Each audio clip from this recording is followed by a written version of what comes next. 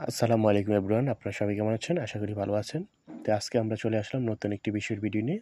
এখান থেকে আমরা দেখব যে কিভাবে আমরা আমাদের মোবাইলের হোয়াটসঅ্যাপ থেকে যে কোনো আইডি লক করতে পারি এবং সেটাকে আনলক করতে পারি। আবার আমরা চাইলে আমাদের আইডিটি হাইড করেও রাখতে পারি।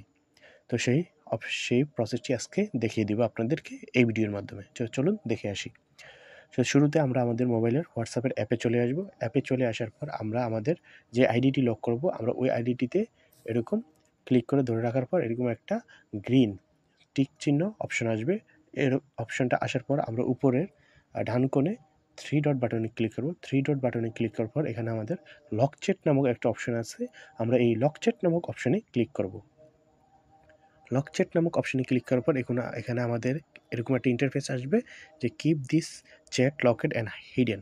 তো এখানে আমরা কন্টিনিউতে ক্লিক করব। কন্টিনিউতে ক্লিক করার পর এখানে আমরা ফিঙ্গারপ্রিন্ট ইউজ করতে পারি অথবা আমরা আমাদের প্যাটার্নটা ইউজ করতে পারি। তো এরকম আমরা ফিঙ্গার অথবা প্যাটার্ন ইউজ করার পর আমাদের আইডিটা বর্তমানে লক হয়ে গেছে। তো আমরা আমাদের সেই লক আইডিটিতে কীভাবে যাব, সেটার জন্য আমাদেরকে এই লক চ্যাট নামক অপশনটিতে ক্লিক করতে হবে। লক চ্যাট নামক অপশনটিতে ক্লিক করার পর আমরা এখানে ইউজ প্যাটার্নে ক্লিক করব। ইউজ প্যাটার্নে ক্লিক করার পর বা ফিঙ্গারপ্রিন্ট দেওয়ার পর আমাদেরকে আমাদের পূর্বের আইডিতে নিয়ে আসবে। এখানে নিয়ে আসার পর দেখুন আমাদের এই আইডিটি বর্তমানে লক অবস্থায় আছে। তো আমরা এটাকে কীভাবে আনলক, এখানে আমরা চাইলে এই আইডিটিকে বর্তমানে আনলকও করতে পারি। সেটার জন্য আমাদের কী করতে হবে, উপরে ডান কোণে থ্রি বাটনে ক্লিক করব। থ্রি বাটনে ক্লিক করার পর এখানে আমরা আনলক চ্যাট অপশনে ক্লিক করব। এই আনলক অপশনে ক্লিক করার পর আমরা আমাদের পূর্বে ফিঙ্গারপ্রিন্ট অথবা প্যাটার্ন দেওয়ার পর আমার আইডিটি আনলক হয়ে যাবে। দেখুন আমাদের আইডিটি পূর্বের অবস্থানে চলে এসেছে। তো এবার দেখুন যে কিভাবে আমরা আমাদের এই আইডিটি হাইড করতে পারি। তো সেটার জন্য আমাদেরকে আগে আইডিটি লক করে নিতে হবে। পূর্বের প্রসেসে আইডিটি লক করে দেওয়ার পর আমরা এখানে আমাদের লক আইডিটিতে চলে যাব। লক আইডিটিতে যাওয়ার পর আমরা উপরে আমাদের এখানে বর্তমানে যে আইডিগুলো লক করা থাকবে, আমরা এখানে উপরে ডান করে থ্রি ডট বাটনে ক্লিক করার পর এখানে লক সেটিংয়ে ক্লিক করব।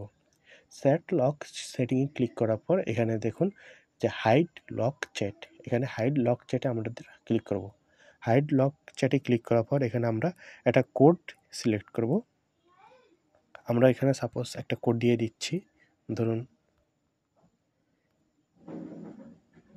এখানে আমাদেরকে একটা সিক্রেট কোড সেট করতে হবে। আমাদের ওই কোডটা কনফার্ম করে দিতে হবে। ডান। দেখুন আমরা আমাদের কোডটি আমাদের আইডিটি হাইড করা হয়ে গেছে।